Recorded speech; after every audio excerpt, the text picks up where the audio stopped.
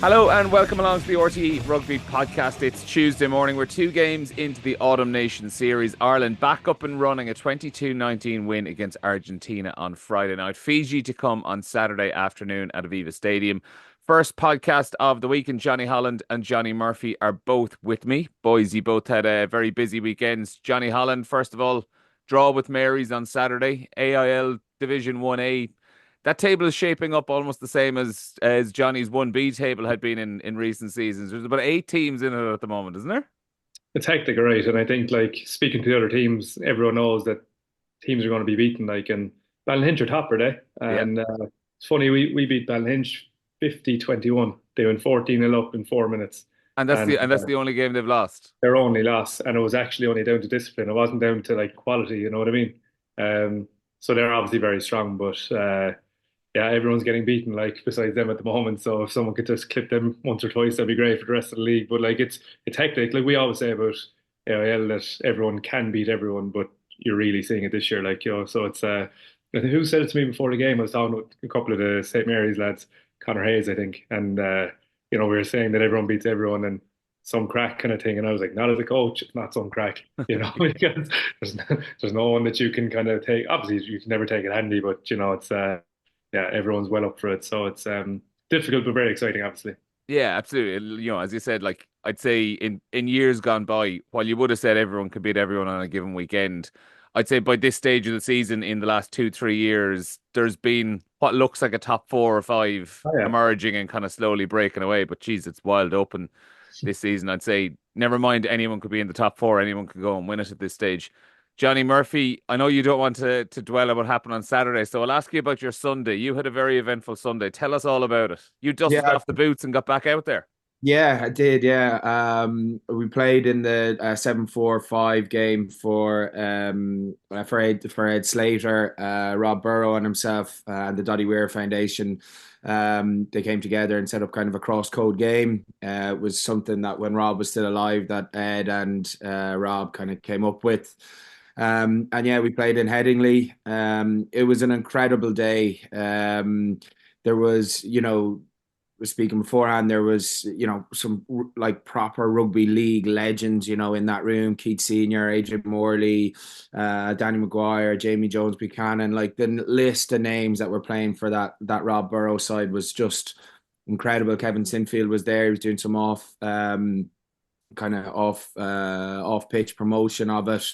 Yeah, it was just an incredible day, a very emotional day. Ed spoke before the game, and that was incredibly emotional. There's a video just for the players, for Rob Burrow's family were there, and a video of him. And yeah, it was a day that was full of sadness, but full of so much fun, so much joy, and just what is actually everything that's good about good about sport. Rob Burrow's son and Ed's son brought out the match ball, and I don't think of the 10,000 odd 10,000 odd people that were there. I don't think there was a dry eye in the house. So an incredible day. Ed obviously fighting a very severe battle against MND, so trying to raise as much awareness around that and as much funds that can kind of get into some research and hopefully find a cure for this horrific disease. Paul Derbyshire was he passed away of it at my first year at Munster. And obviously there's been a number of rugby league and union guys that have suffered with it over the years. So yeah, if there's anything, you can follow all the Instagram posts on the 7-4-5 game, and they're auctioning shirts and stuff after the game, match worn shirts all signed by the players. So if you're a rugby league fan, get on that site, because there's some proper memorabilia of some proper players. So yeah, it was enjoyable. It wasn't that enjoyable having my pre-match dinner with Keith Senior when he said, "Lads, no ducking into contact," and we were like, "Why? And he's like, "Well, someone might take her head off," and we were like, "Oh, right, okay." So yeah, it was amazing. It was scratched an itch that I didn't even realize I had, in terms of putting on the boots and enjoying running out to Smoke on the Water, the Leicester Tigers song, and then When uh, were you know you, when did you last have the boots on and out there playing? I played in the Irish England old boys game last Yeah. year. That was kind of walk on, walk off stuff. There wasn't that kind of there was a nervousness associated to this because it was kind of they were worried about our chop tackle and we were very much worried about someone getting their head taken off. So and when you saw Tom Youngs and Luai run into each other, the Leeds prop, it was like, oh, here we go. So but yeah, look, scratch an itch. I can safely say that itch wasn't there yesterday morning when I woke up. So but yeah, look, it was an incredible day and hopefully we can raise as much money as possible. Very good. Well, best of luck with that. And remind us again the name of it for those who do want to get involved with it and look this up if they want to donate. It's on the 745 game on Instagram. They've just started auctioning all the match shirts from Sunday, and there's loads of donation links on that Instagram page, and you can go for the 4Ed Foundation or the Rob Burrow or Dottie Weir Foundation either. Great stuff. Well done on that. And anyone who does want to get involved, follow those links. Let's get on to Ireland and Argentina then. Ireland 22-19 winners on Friday night, and Johnny Holland, a mixed bag, I suppose, is probably the best way of describing it. First 30 minutes, Ireland came out flying, scored 3 tries, 22-9 in front, playing some really, really good stuff, and ultimately left to hang on in the end. Andy Farrell said it was 3 or 4 games rolled into one. I think that was probably the best way of describing it. Yeah, I didn't actually hear Andy Farrell speaking afterwards, but I was trying to, put logic on it as a coach. In your coach's mind, I think you have to try to understand what you were going after in these games. And we don't know that sometimes. I think, like I've said, that 22-19, if you had a couple more non-regular starters in that and you had that performance result, I think you'd be happy enough coming away from it. So I think the context is in what you put on the pitch. But I think the fact that it wasn't really that. Now you got 2 debutants, which I thought was very positive. And we can get into that. But considering it was a kind of quite a settled team, I think they'll be disappointed with the actual result and how they didn't kick on in the second half. But at the same time, I think what I mean by the coach's eye, like you can see opportunity in that the Tyburn knock on, for example, would have really lost the kind of scoreline a small bit. And then, you finish the game with 20 minutes of Sam Prendergast on his day pulling the strings, if you want to put it that way. Now, they didn't get over the line, so that's probably the frustrating. And there's a little bit of conversation, I suppose, around the contact area, how Ireland aren't crossing the gain line as easily, I suppose. And then that kind of has a knock-on effect in not scoring in the second half and then the game becoming a lot tighter. So when you think about it, as the coach might review it, it's not as hectic as what the public might think when you're scraping a knock-on for the win in the end. But, obviously they would like to flow a small bit more as well.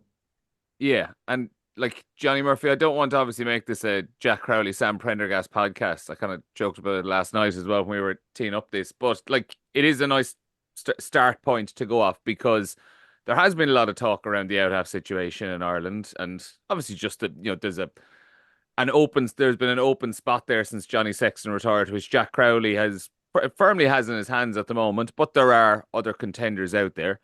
I think regardless of who you think the option is long term, I'd say what most people came away from on Friday night was looking at 2 out halves that both played very, very well. Jack Crowley had some excellent moments, obviously scored his try, but even just looking around some of the other stuff, even the decision to take the drop goal later on in the half was a good, smart choice. Ireland had gone backwards on 4 or 5 successive plays after, a sloppy line out. And that was just do you know what? Take your points, get back to the halfway line and go from there.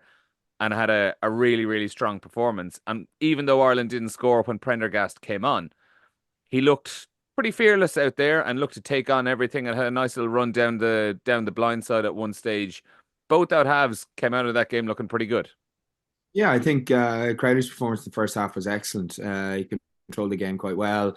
I think Johnny's 100% correct. If you score that Tyburn try, then that's a really good half of rugby, really good body work, bar the discipline. I think then not scoring from whatever 30, 31 minutes on in the game, obviously you're focusing on why that is, what that comes from. There seems to be a lack of flow within Ireland when they do go back, that they kind of push it and they force it a bit. So like that crossfield kick against New Zealand that goes straight out. They have these execution errors that hurt them, and then discipline errors in attack like Jamie Osborne's break. Really good, well worked, good play, great play by him. But there's no one preempting that. And then we get done at the breakdown. Sam's little kind of jink down the blind side, gets slightly isolated. We resource the ball first, and then we're slow to actually resource it second. We're worried about what's happening next rather than what's happening now. And they get driven off the ball, and it's a penalty, and that opportunity is gone. So and that happened quite a lot against New Zealand in terms of, how well I felt New Zealand cheated and they didn't get Pinkford in terms of their tip-ons and tips under, that people are getting in their way and they're blocking the Irish runners to the breakdown, and that's giving people windows. And there was a bit of that again this weekend, and if Ireland don't dominate the ruck and attack, it's very hard. The speed of ball then isn't quick enough for them to kind of play on top and push the gain line. Because as everyone said, we've got big guys, but we're not a massive side. So collisions have to come from time contact, winning the gain line, and then adding your weight in the contact. And if you're plussing or minusing in your three-man shape, you lose that opportunity to add weight into that. But you're trying to get gain line, and then you're late to the ruck. So it's a bit of a double-edged sword there. But I think from an attack, not scoring in the second half or from 30 minutes, I'd say they'd probably be a bit disappointed with. But it just, when Ireland get in flow, like you saw the other night, and there was only probably 2 or 3 minutes against New Zealand where they got in that, incredibly dangerous, and they're brilliant to watch. And speed of ball is so quick. They've multiple options, left and right, both sides. They have short and out the back door options, but they're just lacking that bit of killer instinct at the moment for whatever reason, in my opinion, that they're just letting teams back in the game. Discipline, but also just at ruck time, they're just slowly off at ruck time in terms of their clear outs and stuff. Right, well, like, and on that then, that actually tees up nicely to we got a tweet in yesterday evening around this from C-Mac Sporty. I'll throw it out to whoever wants it. Either one of you wants to jump in. Are Ireland resourcing the ruck correctly? And if so, why are they running out of ideas after 4 or 5 phases? So, Jonny, obviously that comes back to what you were just saying there about how, Jamie Osborne, for example, had 2 really, really good carries that ultimately ended up being penalties against him for holding on. Sam Prendergast got caught on that one as well. Are Ireland, as you say, then resourcing the ruck correctly? And certainly when they're in full flow, yes, and it works, and they're on top of the gain line. They're winning gain line carries. They're adding weight into it. They're taking guys early. You look at the one last week where Finlay Bealham misses a clean. That's just pure exhaustion. Where in that contact, he needs to add weight into that, go past the ball, and then that's ball that's ready to play. It's the ones where we get the half breaks that Ireland were brilliant when, in the lead up to the World Cup and in patches at the moment. They're really good at preempting that half break and either chasing that offload or being there to kill the breakdown straight away so then we can move it. And they're just slightly off on that. And that's whether, they're only played, this is only their second game back together, but, I don't know, like it's, are we going to see it get better every week? And then, maybe against Australia, that's when it's going to be in full flow. But at the same time, I just think that, yeah, they're just slightly off that. And maybe it's new combinations, um, you know, they're obviously changing 10 every game. Their center pairing hasn't been the same for a while with Jamie and different guys coming in. So maybe it's a combination issue in terms of guys playing with each other and understanding, well, he can make that, so I need to get on his outside shoulder. They are slightly off, but it's how they go about fixing it. Do they settle on a side, or they're in the middle of a 2-year window to develop in reality, and people are always going to come back to this and it's crap even saying it, but everyone is on Irish Rugby is going to look at this as a 4-year plan to the World Cup, and that's the reality of it. So people forget about the here and now and grinding out wins and winning that and winning Six Nations. It's like, well, it's the World Cup. That's what it's all about, And Johnny Holland, like I suppose the good example of what Jonny was talking about there was probably Ireland's second try, where Gary Ringrose makes the break from inside his own half off a kind of a bouncing ball. And within about half a second, Gibson Park has that pass out to Tyke Byrne on the on the wing and he's popped it back inside to Mac Hansen. Like by the time Gary Ringrose was on the ground, it seemed as if Gibson Park, there were people over him and he was ready to make that pass. Like that is the good example of resourcing that ruck to get the quick ball after the break. Yeah, that he's just so good at that. Like you hear the term about scrum halves at the moment that they're stuck to the ruck, that they're there and they're ready to play. And you kind of see that with maybe the lads who are lower in height. People think that they're the ones stuck to the ruck, the Craig Casey's of the world and Gibson Park. But like there's other nines that are just good at reading the play and getting into the ruck and getting the ball away. It's just the speed at which they get it away. But Gibson Park, like that is his whole game, isn't it? Like when the ball is available, he just takes it away. He doesn't wait for anything. He's not like he's not someone that you would be looking at going, he's moving a leg or he's trying to dig for a ball. And that's twofold because that means the Irish player on the ground is pushing the ball back for him to have, and he's just there straight away and he moves it before the ruck is actually even forming. But I think just to go back to it, like the ruck situations are never just the ruck. Like, it's kind of, I always thought about it as a chicken and an egg, like what comes first, so is it fast ball comes first and the ruck is easier, or do you make fast ball by clearing a ruck? So it's, you have to really go back to the very start of how you launch your first play. Do you go forward? The game is easier no matter who plays what game plan when you go forward. So like if you pick the right player, if you obviously you can go into analysis here, but like if you just pick the right player to go forward, give the right person the ball, win a collision and clear that ruck, the ball is faster, you're on the front foot, and every ruck becomes easier after that until the collision is lost. So like no one was talking about Ireland's ruck speed. Well, actually we were talking about it on the other side when they were going forward in contact and when they were going into gaps and spaces and challenging defenses. And now that things are a small bit slower, I would say.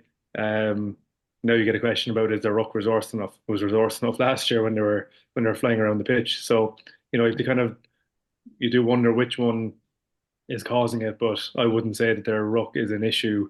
It's more so the collisions maybe, and that's been a talking point as well that they're not winning flat out collisions. And then I will go back to the point that I was maybe naively small but critical. I think I'm not sure if I was really critical, but I remember saying that Ireland's attack wasn't really I think I called it clunky back at the start of Andy Farrell's reign in attack, because no matter what you think about Mike Catt and Andrew Goodman, Andy Farrell has a massive stamp on this attack. So that's why I'm kind of unsure as to why it's getting a little bit more static. But obviously you do see little bits of change in there, and Andrew Goodman has to be doing something and Mike Catt had to be doing something. So if we were critical of it in the last cycle at the very start of it, and now we're at the start of another cycle, then let's maybe just get a chance to play out. But I think Jonny's right there in saying that, maybe there's you're trying to get Sam Prendergast on the pitch. Obviously, Kieran Frawley, I don't really like to say it out loud that much because I've been a big fan of him and I don't want to put pressure on the guy, but he just didn't perform well last week. Like, and that's obviously going to affect your attack, So, yeah, there's probably multiple factors when you look at a ruck being slow, but I don't think it's just to clear out itself. Mm-hmm. To come back around to a couple of the other positives then from the weekend, and Jonny, Holland, obviously you wrote your column this morning, your weekly column for RTÉ Sport, and obviously one of the things you picked out, which a lot of people would have as well, was the two debutants. Now, like I think we've spoken a lot about Sam Prendergast in the last couple of years. It wasn't really a surprise to anyone that he came on and looked fairly comfortable and confident and was happy to throw himself about the place. But I'd say for a lot of other people, there probably was a bit more relief in seeing how comfortable Tom Clarkson looked, because ultimately, like if you think about it, he was coming on Friday night as probably Ireland's fifth choice tight head. If you consider Tadhg Furlong, Finlay Bealham, Tom O'Toole, and Ollie Yeager, who's been in the squad as well for the last year or so. So it was a huge step up for Thomas Clarkson. And I would say actually he played considerably better than I've seen him play in a Leinster shirt for a good while. I thought he was really, really good. You looked at he was a big part in one scrum penalty, and there was a huge, huge defensive moment as well where he didn't quite force the turnover, but he forced the bad pass that forced the turnover that I think James Lowe ultimately won as well. So he looked really, really keen and definitely up to the level. I thought so. I was impressed by him. I think that defensive read was something that just shows a mindset and a comfort within a guy. He's obviously got a lot of reps, and for a tight kind of read out the back and for it to be the right decision and then force a turnover. That's when you're looking at that as a defensive coach, you'd be like, this is class. I can pick this guy again. And then obviously his bread and butter in the scrum, he held his own. Argentina But he held his own in there. And I just think like, I don't think you can read from the TV a guy's demeanor and all that kind of stuff. I have spoken on that. But I know when I was playing a couple of games, people say, geez, you look so comfortable. And inside, you're not that comfortable, So, there is a front. I think maybe you'll go on to in a minute, the Sam Prendergast comfort. I don't think that's a front, but maybe that's for another time. Thomas Clarkson, it wasn't his static demeanor, it was actually his reactions to things, how comfortable he was seeming to be talking to people on the pitch. And that's what I thought was actually excellent. They seemed to be going in when they were fully ready. And yeah, we can get critical that people don't get a chance that early, but he's obviously fully ready. And I think someone like Ollie Jaeger won't be too happy, not being on the pitch because Thomas Clarkson now just took it and he's easier to select the next time. Jonny, I might ask you more about Sam. Obviously, considering you've known him down through the years and stuff like that. As Jonny says, he looks like someone who probably is more than comfortable and more than confident at that level. And Andy Farrell even kind of laughed about it as well before the game, saying that he's had to be patient for his chance, probably more patient than he thinks he should have had to be. In Sam's mind, he probably should have been out there a year ago or something like that. Yeah, I'm not going to answer that question from messages that I've exchanged with him over the last 18 months. But anyway, yeah, like, look, Sam, his demeanor is that he is a confident young man that backs himself, but has incredible self-awareness around what he needs to work on, what he sees. He's very astute in how he reads the game, very diligent in what he does. And yeah, he has that inner belief. He played R20s a year young, and he's always looked that comfortable. Every level that he has been in, since I've been coaching him since he's 16, he has been that comfortable on a pitch, be it whatever team he's played for. And people are saying about his frame, and I know I'm biased, and his frame is his frame. Like, he's 21, okay? He's 6 foot. Like Johnny Sexton's frame when he was 23, 24, he wasn't a big player by any stretch of the imagination when he was coming through at that age. Yeah, look, 6'3". Okay, he lacks a bit of weight, but like, fine. You can work on that over a period of S&C. Do I think he's going to take over? Not now. I don't think he's going to take over now. Do I believe if he stays injury free? Yeah, I do. And I think that's just his level. But I think we can be in for an old battle in, maybe 6 to 9 to 12 to 18 months time of Humphreys, O'Gara, Sexton, like, why can't we be in for that? And why can't we look forward to it? And that's not putting pressure on either guy, or, not excluding Kieran Frawley, but like, no doubt. And Jonny, you know this, you want to have that battle. Mm-hmm. So, if you're Jack Carty, you want to be hearing, okay, well, Sam's doing this and Sam, yeah, that's fine. Right, I'm going to do what I'm good at, and I'm going to run. I'm going to add little things to my game. Kieran Frawley the same. Like, guys, if you're, guys who are professional athletes, they want that battle, and let's enjoy it. But make sure, and there's, guys that are getting the opportunity. Guys are going to get the opportunity. They're going to be backed by the provincial coaches. They have been backed by the Irish coaches, and we're in a spot at 10 now where we have a few options. All have performed to a level. Okay, Sam's only performed for 20 minutes, but people be like, oh well, he can't play against Fiji. I was like, start him against Fiji, and then make a decision on what's what against Australia and see how you go. And I said that, didn't I? What? I said that about Fiji, but that's Yeah. what I was going to ask you. Physically, he's 21, is he? And he is tall, so it makes him look more slender than those guys can carry more weight than you expect, but he's 21, so no one expects him to be physically developed yet. And obviously, let's not turn this into Cork on Newbridge, but Jack Crowley throws it around physically. So does Kieran Frawley because he's played at 12 a lot. And I think when you're an international coach picking that side, you need to have the seam shored up. And I think Jack threw himself about on Friday night, but you're not picking your 10 because of physicality. If they leave a door open, fair enough, it might be hard to select him at times. But is there a small bit of, I wouldn't say minding him because he's obviously played URC, he's well able, but the Fijian physicality is something that you could just get a ferocious hit and, got a dunt on top of the AC joint or something, that I'm not medically qualified to talk about and he's in for 6 weeks, we'll say. But is that minding him too much? Yeah, like they're saying he's ready, so he's ready. Like, Yeah. like he's a professional rugby player, and like if he's playing for Ireland, he's played against one of the top.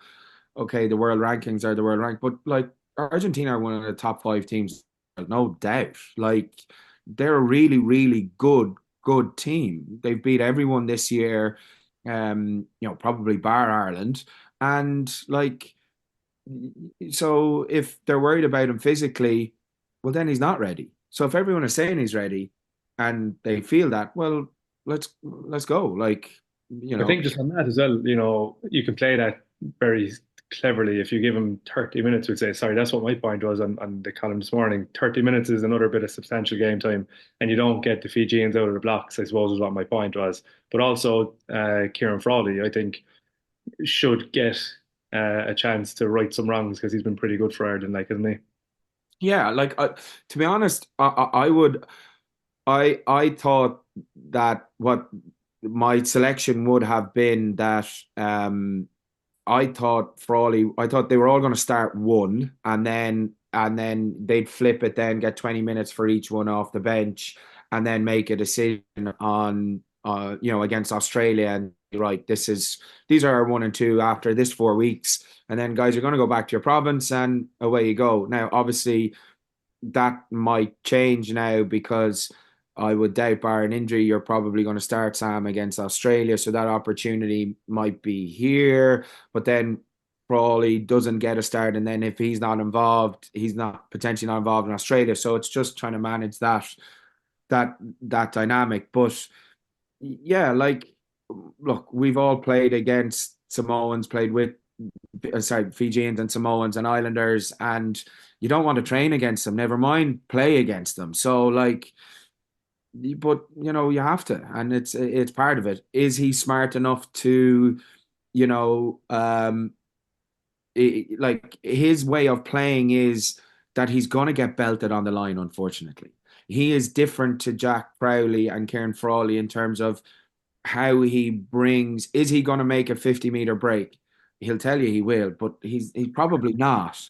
But what he is going to do is he's going to put someone in a hole for a 50-meter break. Jack Crowley might run something very simple, duck someone under, and then he's off his outside foot and he's gone for that 50-meter. Same with Kieran Frawley, but they can play multiple positions. They can play 12 and 15 if needed be. Sam is a 10. That's it. That's where he is. So, but he has a different style in that, his double pump on the line you see the other night. That's what he does. It's how he brings people in. It's his consistent movement out the back. Like one of the guys in school said, why, like, Sam doesn't play 10. He's in behind the shape all the time. Yeah, but that's what he does. His movement out the back is actually making it an easier carry for someone in the front line. And so he's a different type of player. And I think that's a really good thing. But like, Jack Crowley is number one here. And it's not as big a distance as it was pre-autumn, but he is number one. So the other lads are chasing that jersey. So it's a fight, and no one, it's okay to have this conversation about the guys having it and not be, you're knocking, Cork Con are going to abuse me because I'm knocking one of their own. I'm not. He is number one in Ireland. He's shown that. He's proven that. And, if you want to, and all the Leinster people might be giving out to me, but like, and my mates in St. Mary's, but like, there's an argument that Jack should have potentially come on against New Zealand back 18 months ago. So why, but it's okay to have this conversation and let's sit back and enjoy it. And right, lads, away you go. Yeah. You know, Yeah, that's actually the thing I'm kind of getting from it, the more you're talking here, where I think in the last week or so, because of the tribal nature of it being a bit of a Munster v Leinster thing, for some reason it's kind of, this argument or debate has come across as being like a negative thing, that like we don't know who who our best out half is or whatever. But the more I'm hearing the two of you talk about it, for example, like this is coming across like it's a very, very exciting thing for Irish rugby going forward, where there are multiple very, very promising options at out half. Granted that, neither of them or none of them will say, if you're including Kieran Frawley as well, to be more than two, they don't have a huge amount of international experience. But like Johnny Holland, I might put it to you, like that all three are very exciting options. Yeah, like the tribal thing is right, and maybe my view is warped because sometimes you get it on, I still call it Twitter, on X. You just see provincial opinion, and it can warp what you think is actually going on out there. But like, um, people ask for change, and then Jack Crowley comes off, but not that change. You know what I mean? It's like we've asked for guys to get game time, and you bring, a 21-year-old on for 18 minutes. You can't, like Sam Prendergast is thinking, Jesus, I got 18 minutes, and everyone else in Munster is saying that was 18 minutes too short for Jack Crowley. Let him play. Like we want change, we want competition, and like Jack Crowley is allowed to come off and shake his head. I don't know, was it because he kicked one out on the full or whatever it was, but like he obviously wants more touches of the ball. Just that kind of player anyway. He'd go home with the ball, but like I think our conversation is joking about Cork on a Newbridge, but like we want to see how good Sam Prendergast can be, and Jack needs to beat that, and if Jack can't beat that, then he knows himself he needs to. Because I don't think the players are involved in any of that conversation, but I do feel for Kieran Frawley. I've been a fan of him, and it'll be interesting because when you saw, that Jack went into the Irish team ahead of Joey Carberry, and then Munster's hand was possibly forced. I'm not sure Mm. what's going to happen at Leinster here when two of their out halves, maybe not even out halves, are in the Irish squad, and then you've got the two Burns and Charlie Tector back at Leinster. That'll be an interesting conversation, And well done for not making this a Jack Crowley, Sam Prendergast conversation, Neil. I know, yeah, we've probably milked a good 15 minutes out of it now. I've been waiting for an opportunity to move on the conversation, but you keep making good points, unfortunately. Do you know what? I'll take the opportunity to do it now since you've opened the door for me. Because I think we will be having this conversation more and more down the line. I'm going to move on to one of the bad things from the weekend, and you've both kind of mentioned it, but we haven't got into it so far. Obviously, the discipline. 13 penalties conceded. That's 13 for the second week in a row. Um, Looking through it even deeper though, lads, like there's just so many things that jump out about it. Ireland have conceded 9 yellow cards in their 9 games in 2024. So a card a game so far in 2024. In the previous 29 matches Ireland played, they gave up 3 yellow cards. So they have gone from giving up just under a card every 10 matches to a card every game. They've conceded 66 points in the last 3 games. 54 of those points have just been 3-pointers off the tee. So their defense is probably the best in the world. They've conceded, I think, 13 tries in 9 games so far this year. They have the best, they have the lowest points conceded per 22 entry at around 1.6 or 1.7. That was just prior to the Argentina match. But they are conceding a shipload of points off the tee. And that's completely undermining the defense. Unsurprisingly, then as well, they've given up the highest percentage of penalties between the halfway line and their own 22. So I was looking at this. These are the numbers like from before the Argentina game. I don't have the updated version, but before the Argentina game, 46% of the penalties Ireland have conceded in 2024 have been between the halfway line and their own 22. The going rate for most of the other top tier countries in the world is between 25 and 35%. So, like, when you're giving away that many penalties just inside your own half, like it just feels like it's completely undermining the defense. And we saw how good the defense can be on Friday evening as well, where late in the first half they had a huge goal line stand, and it could have been a very, very different game had Argentina gone in and scored there just before half time. Granted, they came out and actually got all the points of the second half anyway. But then at the end of the game, obviously Ireland under so much pressure inside their own 22 and held firm. So when their defense is really put up to it in the tight moments, it's standing up. But the problem is games could be a hell of a lot easier for them if they could just cut down that penalty count. I don't know who wants to come in on that. I just wanted to say, like, it's possibly another thing. Like you're saying, their defense is very good. It is, but why are the penalties being conceded? Like there's offside. Ireland have been iffy in the breakdown for quite a while. And I say iffy, they've been very good there, in defensive breakdowns. But Darius got caught for two offsides, two in a row, Yeah. didn't he? And I think it was Argentina's poor choice of tap and go penalty, I thought, that allowed them not to score, that allowed Ireland out Well, just I suppose before. then could you counter me by saying Ireland are giving up the fewest number of points, etc., because teams are just taking threes constantly rather than going for the corner. That's what I mean. Like the defense is on that kind of edge where like a couple of penalties, it could be like penalties normally happen because of pressure. Mhm. They're not all silly.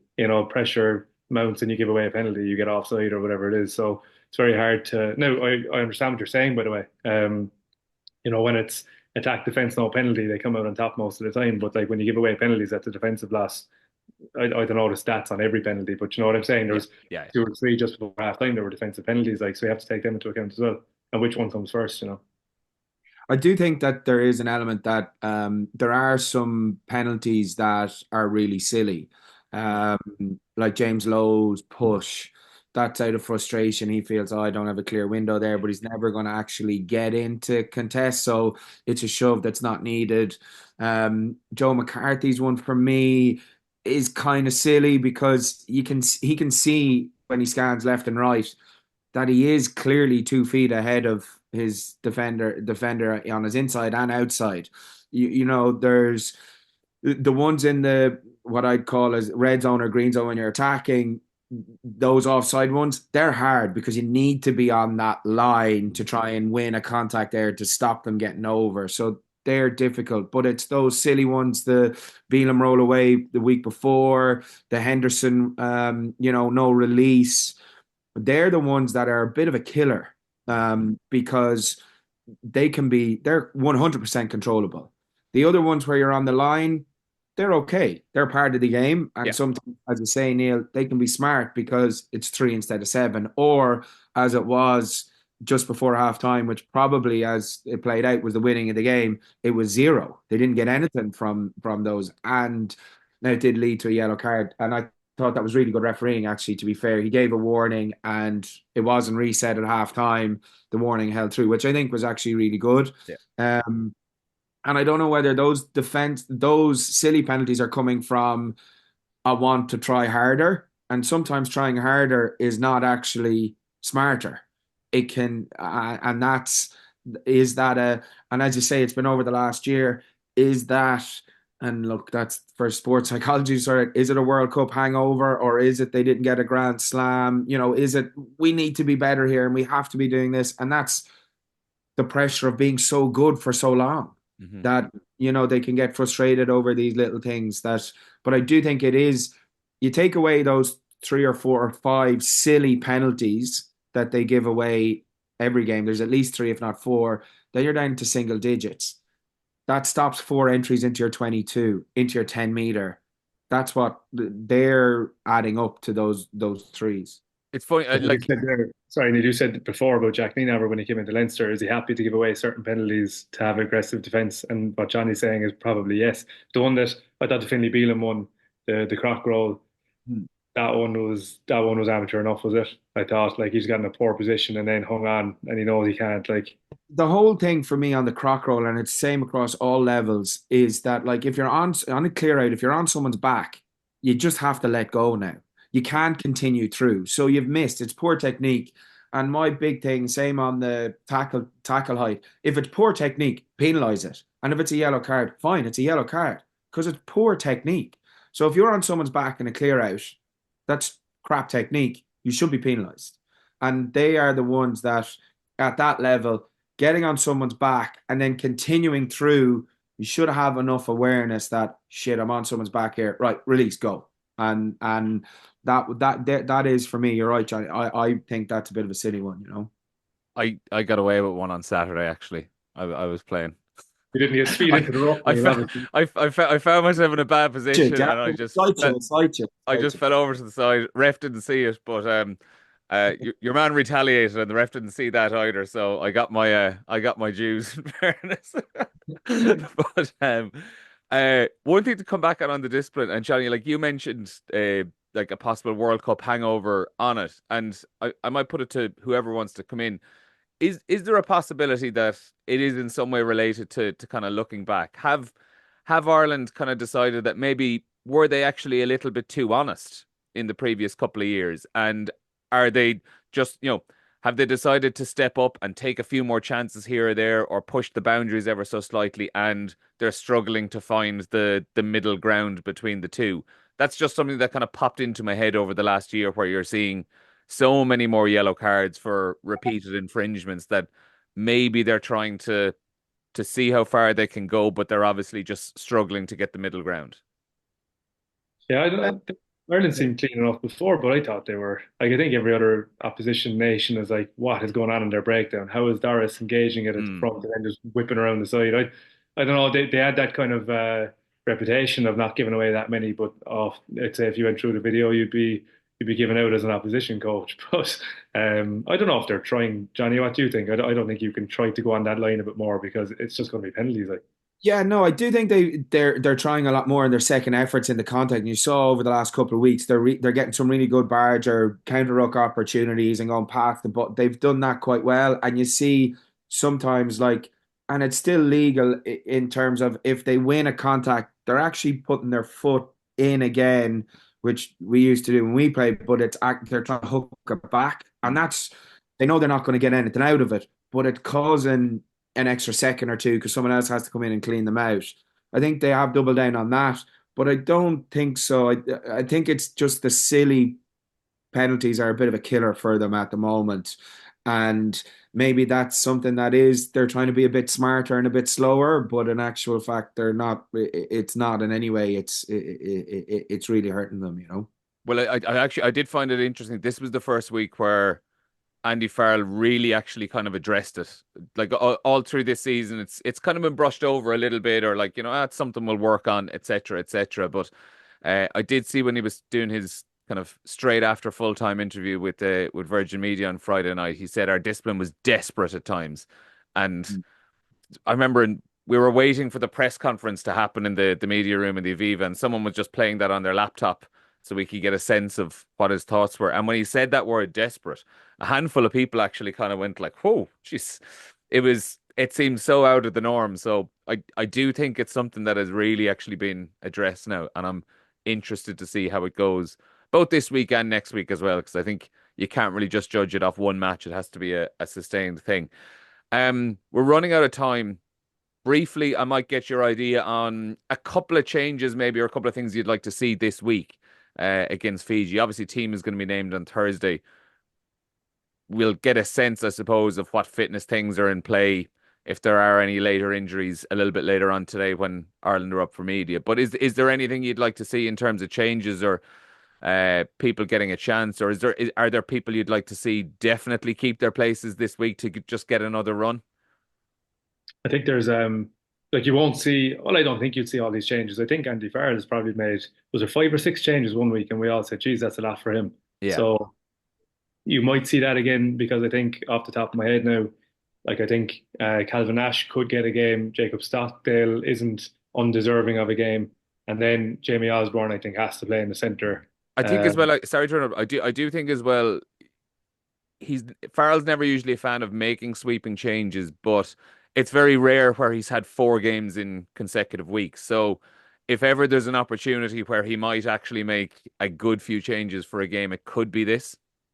Yeah, but I think, yeah, possibly agree as well. But I think the whole point around bringing fellas in and not giving them the same opportunity because there's so many changes, I think that's kind of where he goes with it anyway. So it'll be interesting to see if there's more changes because of 4 games, but it's still taking the opportunity of the consistency away from those guys that play Mm. because we can't really judge them on the merit of it anyway. But like Jack won't start at 10. I'd be nearly convinced of that, but I'm not picking the team. And then Jameson Gibson Park, at times I thought he won't start, but yet he gives that certainty for the 10 that's going to play, So I'd love to see something in the back five, Cormac Izuchukwu or Cian Prendergast. I'd love to see one or two of them getting a right go. Maybe Cian Prendergast is the one, he's maybe not next, is Nick Timoney next, but I do think I'd love to see him, one or two of them get a crack. Maybe it's only one of them because of their position. And then will Thomas Clarkson get a start? That'd be a nice one. What do you think, Yeah, Jonny Murphy?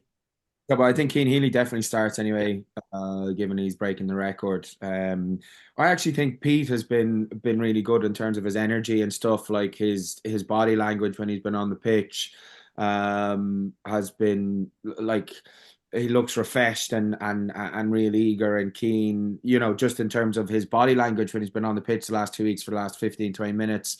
He might be someone if you ref Darst, does he come on and then he's captain with, Keane potentially at 8. But I'd like in the back line, the 3 ones for me would be I'd like Craig Casey to start, Sam to start, and then Jamie Osborne definitely to start in the centre. But then if you go down that way, are you going to change the whole back line? I don't think it's going to be a case that there's going to be 15 starting changes, but we've spoken about 8 or 9 there. So it is actually possible for him to go, right, we have a new 15. It's not going to happen, but I do think we will see a few more changes than people think, because this is a second last game before he goes on the Lions. We're going to go into a Six Nations where they'll be really settled, but then you're going into a summer tour where it's going to be big change. So this is the last opportunity within the 2-year block to give guys a real good whack at home, before there's a lot of settled period, and then into a Lions year might be something that he looks at. Yeah, and then obviously, like you're factoring in the minutes of the first couple of games as well, and you'd look at maybe someone like Josh van der Fleer, who has got through a ludicrous amount of work in those first 2 matches, and will obviously be vital for Australia. You know, the logical thing would be, do you know what, give him a week off or something like that. And last point I do want to mention, I'll come back to Jamie Osborne actually, because he was someone I did want to mention a little bit earlier, but we kind of ended up getting away from it. And I thought he was absolutely fantastic when he came on. Unfortunately for him, like the stats will show he gave away 2 penalties, but like they were 2 penalties that he gave away because he made an unbelievable carry and didn't have the support with him to help him out, where he obviously just gets caught holding on. But I thought he had a huge impact when he came on in the second half.